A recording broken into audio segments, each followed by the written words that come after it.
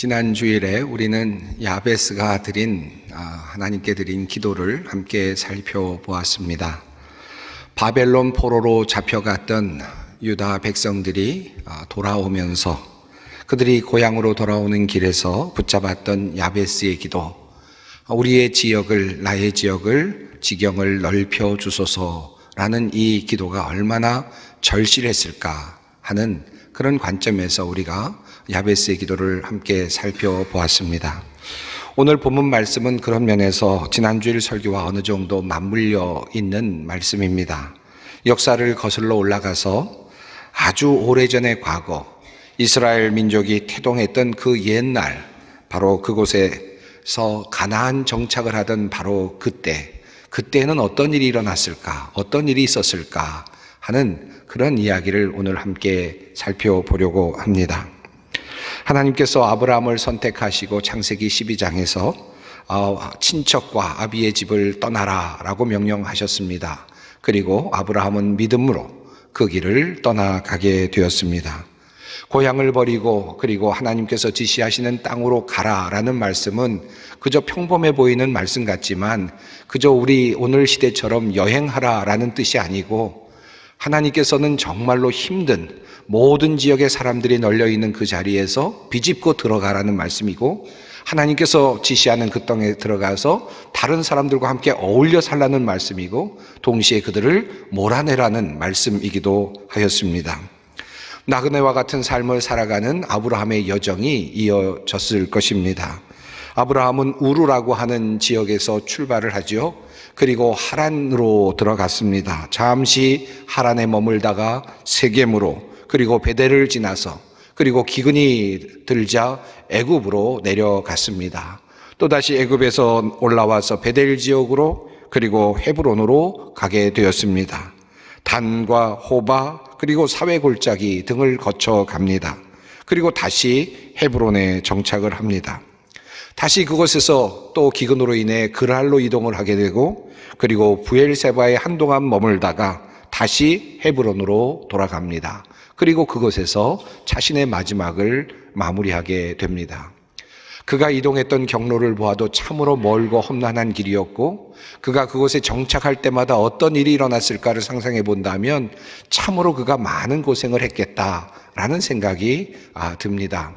지금처럼 여행을 하는 것이 아니기에, 나그네와 같은 삶을 사는 것이기에 안전에 대한 위협이 항상 존재하고 있었을 것입니다. 자신의 생명에 대한 위협이 있었을 것이고, 가족들의 안전과 관련된, 그리고 재산을 지킬 수 있을 것인가에 관련된 여러 가지 어려운 문제들이 있었을 것입니다. 그럼에도 불구하고 그들이 지역을 옮기고 그곳에 정착하고 또다시 지역에서 또 다른 곳으로 정착을 해나가는 과정은 참으로 힘든 여정임에 틀림이 없을 것입니다. 이와 같은 여정은 이삭의 경우도 마찬가지였습니다. 물론 아브라함만큼 역동적인 이동은 별로 없었지만 이삭도 가나안 지역에서 자리를 잡기 위해서 부단히 애를 써야만 했습니다. 오늘 본문 말씀이 그 내용을 우리에게 알려주고 있죠. 아브라함과 더불어서 이삭은 어린 시절에 브엘세바에 머물렀을 것이고, 또 아버지와 함께 모리아 산에 올라가기도 했을 것이고, 또 헤브론 땅에 함께 있기도 하였을 것입니다. 후에 이제 아버지를 떠나서 리브가를 만나서 결혼을 한 후에는 부엘라헤로이라고 하는 지역에 머물면서 독립적인 삶을 살아가기 시작했습니다. 그리고 나서 이제 아버지가 돌아가시고 홀로 이제 가족들을 거느리게 되면서 그에게도 또 다른 움직임이 일어날 수밖에 없게 되었습니다.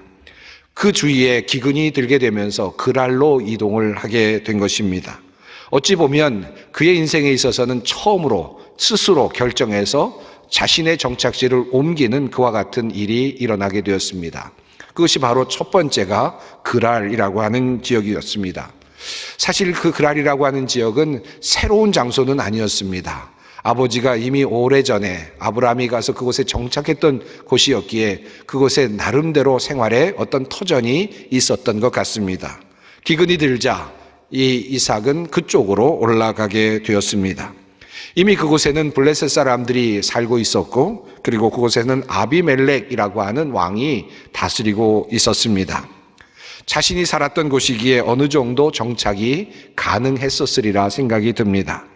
그런데 그곳에서 기근이 더 심해지게 되자 그는 마음으로 아마도 애굽으로 내려가야 되겠다라는 생각을 했었던 것 같습니다.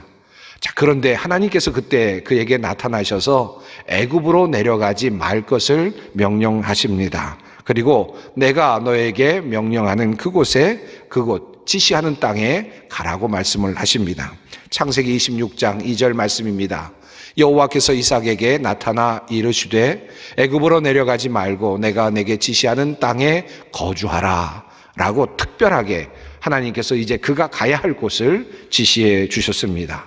어디인가 하나님께서 말씀을 하시는데 다른 곳으로 가라는 것이 아니라 그랄에 그냥 머물라 라는 말씀을 주님께서 하시는 겁니다.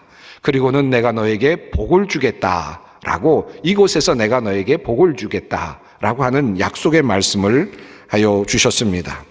이 말씀을 믿고 그리고 이 말씀에 청종하여서 이삭은 그랄에 거주하게 되었습니다. 그러나 사실 이 그랄에 거주한다는 것은 사실 그럼에도 불구하고 쉽지는 않았던 것 같습니다. 그의 상황을 잘 알 수 있는 내용이 바로 오늘 본문 바로 앞부분에 나타나고 있습니다. 아버지가 그러했던 것처럼 자신의 아내로 인한 자신의 생명의 위협이 느껴졌던 것 같습니다. 리브가가 아름다웠기 때문에 더욱 그러했던 것 같습니다. 자신의 아내를 아내라고 말하지 못하고 누이라고 또다시 속여야 되는 그런 상황이 그만 생겨났습니다. 고대 시대의 나그네가 한 지역에 정착하기가 얼마나 어려웠는지를 볼 수 있는 대목이라고 할 수 있겠습니다. 이삭도 아브라함과 마찬가지로 똑같은 방식으로 문제를 해결하려고 하였습니다. 나름대로 그곳에 정착할 책략을 세운 겁니다. 나름대로 생각을 한 것이죠. 그리고 그가 생각해낸 책략은 바로 거짓말을 하는 것이었습니다. 나의 아내를 아내라고 말하지 않았던 것입니다. 하지만 블레셋 왕 아비멜렉이 이삭이 리브가를 껴안고 있는 모습을 보고는 그 사실을 알게 되었습니다. 그 사실을 알게 된 다음에 큰 일이 일어날 수도 있었는데 참으로 다행히도 이 아비멜렉이 그것을 보고는 부부인 것을 확인하게 되었고, 그리고 동네 모든 사람들, 그 성읍에 있는 모든 사람들에게 명령을 내려서 이 리브가를 범하지 말 것을, 아내로 데려가지 말 것을 그렇게 공포까지 해주게 되었습니다. 자, 그래서 그곳에서 이 이삭과 리브가는 조금 안전한 상태로 머물 수 있게 되었던 것 같습니다. 이것도 참 은혜였습니다. 목숨의 위협을 느끼면서 살아가는 것보다는 훨씬 나은 상태가 되기는 하였습니다. 자, 그래서 그곳에 조금 오래 머물 수 있게 되었던 것 같습니다. 그런데 한 가지 변수가 생겨났습니다. 이삭이 오래 거주하였는데 그만 성경은 이삭이 그곳에 머물면서 거부가 되어 갔다라는 사실을 우리에게 알려주고 있습니다.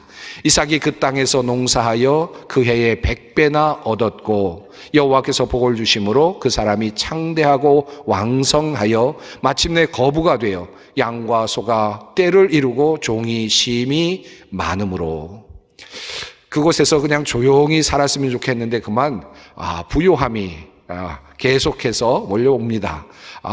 사실 이 이삭은 농사를 짓는 사람이 아니었죠. 목축업을 하는 사람이었습니다. 그런데 잠시 그곳에 거주하면서 농사도 함께 지었던 것 같은데 농사가 그만 다른 사람들보다 훨씬 더 잘 된 것입니다. 하나님의 은혜였습니다. 농사가 잘 되다 보니까 많은 가축들이 먹을 수가 있었을 것입니다. 가축들도 불어나게 되었겠죠. 그리고 이미 아버지 때에, 아브라함 때에 그곳에 파놓았던 우물들이 있었습니다. 물도 충분히 공급을 받을 수 있었던 것 같습니다.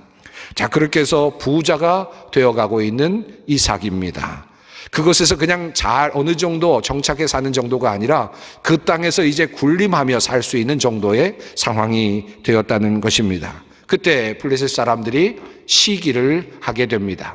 블레셋 사람이 그를 시기하여 그 아버지 아브라함 때에 그 아버지의 종들이 판 모든 우물을 막고 흙으로 메웠더라. 우리는 이 지점에서 아브라함 때에 그랄 땅에 아브라함이 머물면서 파놓은 우물들이 여럿이 있었다라는 사실을 우리는 유추할 수 있습니다. 그리고 이삭이 그것을 이미 물려받아서 상속을 받아서 그곳에서 우물을 사용하고 있었다라는 것도 알 수 있죠. 그런데 그만 이렇게 받아서 누리고 있었던 이 우물이 그만 사람들에 의해서 메꾸어졌다라고 하는 사실입니다. 억울한 일이 발생한 것입니다.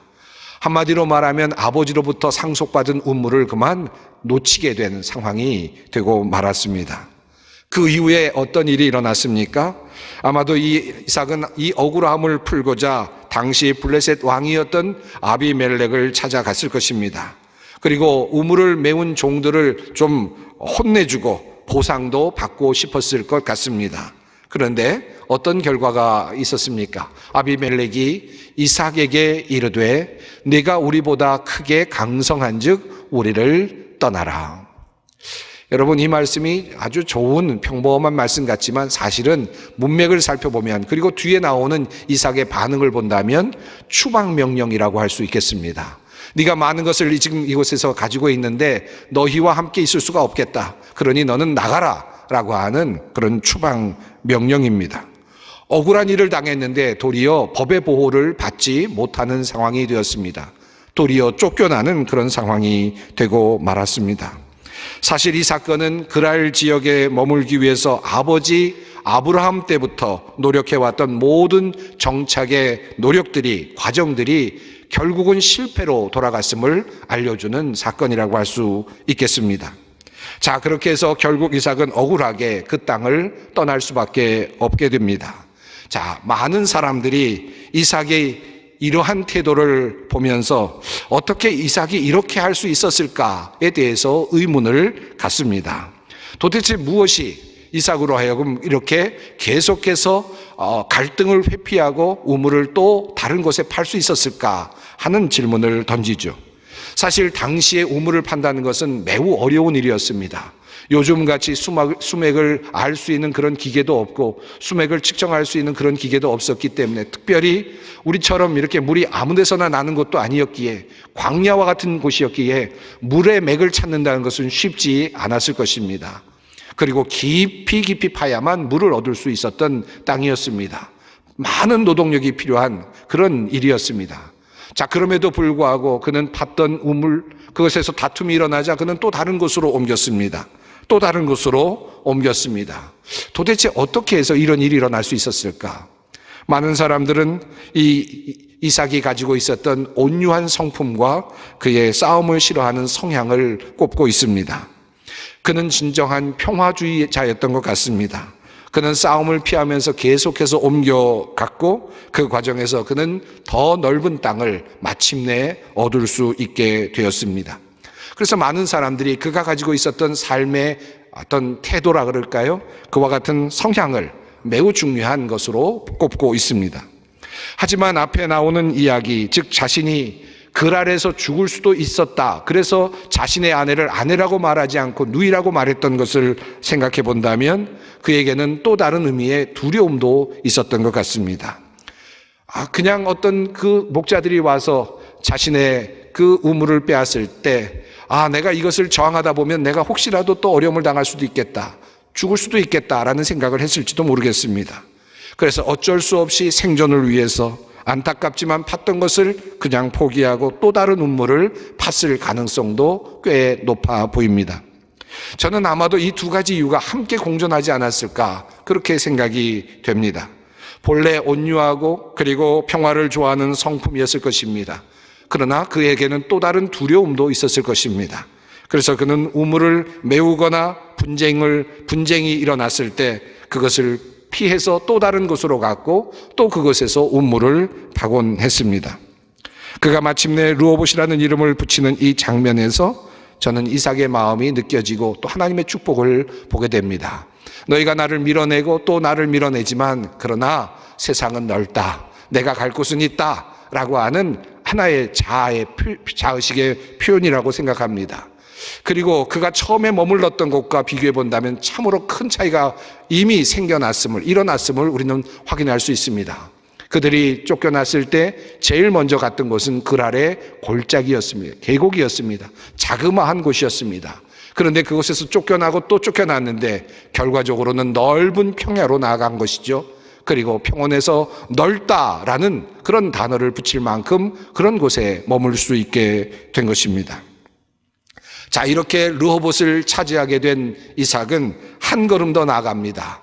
르호봇에 머물면서 또 동시에 영향권을 펼쳐가는데 부엘세바라고 하는 지역으로 올라갑니다. 그 지경이 더욱더 넓어지는 그런 내용이 나옵니다. 자, 그곳에까지 올라가서 이제 세력을 확장하고 있었을 때쯤에 성경 말씀 오늘 뒷부분을 보면 아비멜렉이 군사령관 비고를 데리고 그랄 지역에서 이삭을 찾아왔습니다.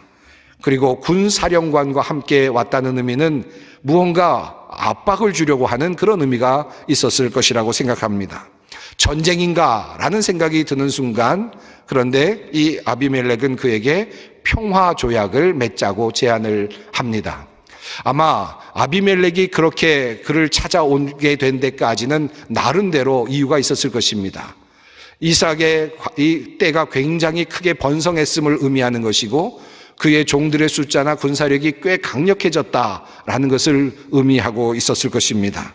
그리고 아마도 아비멜렉은 그들에게, 이삭의 모든 가족들에게 했던 그런 잘못된 행실들에 대한 위협을 느꼈을지도 모르겠습니다. 그랄 지역에서 아브라함의 우물을 메꾸었던 것에 대한 문제, 그리고 계속해서 여러 곳에서 우물을 빼앗았던 것에 대한 문제, 그래서 이삭으로 하여금 이제 보복할 수도 있겠다, 이삭이 보복을 할 수도 있겠다라고 하는 위협을 느꼈을 가능성이 있습니다.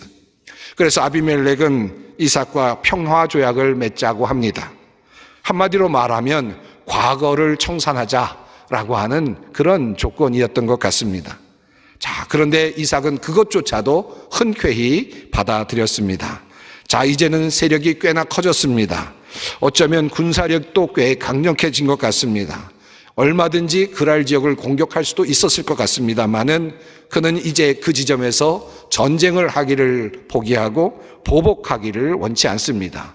그들과 평화로운 조약을 맺습니다. 이제 안전하게 이제 그는 그 지역에 머물 수 있게 되었고 강력한 힘을 가지는 그런 상태가 되었습니다. 자, 그런데 이렇게 평화조약을 맺고 아비멜렉이 돌아간 후에 일을 성경은 이렇게 극적으로 표현하고 있습니다. 그들은 다음 날 아침에 일찍이 일어나서 서로 맹세하였으며 그런 다음에 이삭이 그들을 보내니 그들이 평안한 마음으로 돌아갔다. 그날 이삭의 종들이 와서 그들이 판 우물에서 물이 터져 나왔다고 보고하였다. 여러분, 이 말이 그냥 지나가는 말 같지만 얼마나 극적인 말입니까? 이제 평화로운 조약을 막 맺었습니다. 그래서 이제 우리도 안전할 수 있게 되었다라고 생각이 드는 순간인데 하나님께서는 그 땅에 물이 터져 나오게 해주셔서 또 다른 축복을 열어주시는 겁니다. 얼마나 놀라운 하나님의 축복인지 모르겠습니다. 자, 이런 놀라운 역사가 일어났습니다. 그리고 이삭은 그곳에서 머물면서 하나님의 큰 축복을 받으며 번성하게 되어 갑니다. 지경이 넓어지는 그런 경험을 하게 된 것입니다. 자, 여러분, 여기까지 제가 성경의 이야기를 요약해서 말씀을 드렸습니다. 여러분, 지금까지 이야기를 들으시면서 어떤 생각이 드십니까? 어떤 마음이 드셨습니까? 지금까지 내가 갈등의 요소들이 꽤 많이 있었는데 이제 이 말씀을 들었으니까 갈등 요소를 이제 하나씩 없애야 되겠다. 그래야 내가 복을 받겠구나. 이런 생각을 하시는 분들도 있겠죠. 또 어떤 분들은 내가 지금 사업이 잘 안 되는데 이 사업 정리하고 다른 우물을 파야 되겠구나. 이런 결단을 하시는 분이 혹시 있을지도 모르겠습니다. 여러 가지 어려운 문제 중에서 내가 이제부터 평화적으로 비폭력으로 모든 문제를 해결해야 되겠다라는 마음으로 결단을 하실 수도 있겠습니다. 여러분, 그런 결단들이 의미가 있는 결단일 수도 있겠죠. 그러나 사실 오늘 이 말씀이 하나님의 말씀으로 우리에게 다가오는 것은 어떤 방법을 택하라든지 계시적인 방법으로 하나님께서 우리에게 어떤 것을 어떻게 하라고 하시는 그런 의미라기보다는 사실은 그 속에 숨겨져 있는 또 다른 것을 보여주시고자 하시는 하나님의 의도가 있다는 것을 알 필요가 있습니다. 오늘 그 이야기를 조금 더 여러분과 함께 하고 싶습니다. 사실 갈등을 최소화하고 평화적으로 해결하는 것은 하나님께서 원하시는 일이죠. 예수님께서 우리에게 보여주신 방법이기도 합니다. 자, 그런데 과연 그렇게만 산다고 우리 모두가 다 우물이 터져 나올까요? 우리가 그렇게 비폭력적으로 평화롭게 양보만 하면 항상 우물이 터져 나오고 모든 일들이 잘 될까요? 과연 그럴까요? 한번 그것도 깊이 생각해 볼 필요가 있습니다. 오늘 이 말씀을 근거로 해서 내가 사업을 다시 정리하고 새로운 사업을 한다고 그 사업이 또다시 번창할까요? 사실 그것도 의문이죠. 과연 이 이야기 속에서 우리가 깊이 보아야 할 것이 무엇일까 하는 말씀입니다. 이삭이 복을 받을 수 있었던 이유는 아브라함 때문이었다는 사실입니다. 야곱이 복을 받을 수 있었던 이유도 아브라함 때문이었다라고 하는 말씀입니다. 아브라함과 했던 하나님의 약속, 그 약속을 하나님께서는 신실하게 야곱에게도 지키고 계시고 이삭에게도 지켜가고 계십니다. 그는 속이는 자였지만 지켜가셨고, 야곱은 속이는 자였지만 지켜가셨고, 그리고 이삭은 무능력해 보이는 평화주의자였지만 또 약속을 지켜가셨습니다. 하나님의 약속이 중심에 있습니다. 하나님의 신실하심이 중심에 있습니다.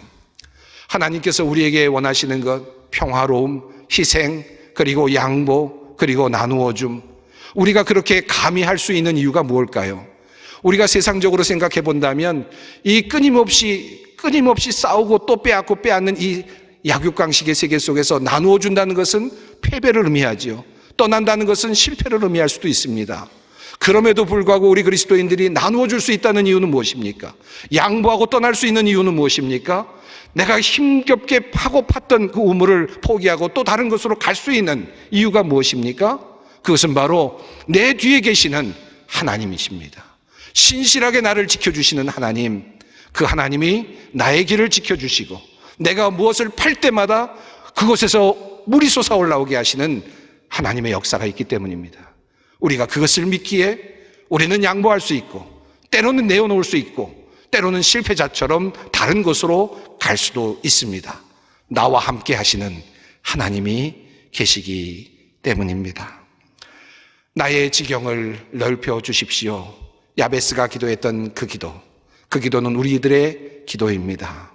우리의 능력 때문이 아니고 우리의 어떤 특별한 방법론 때문도 아닙니다.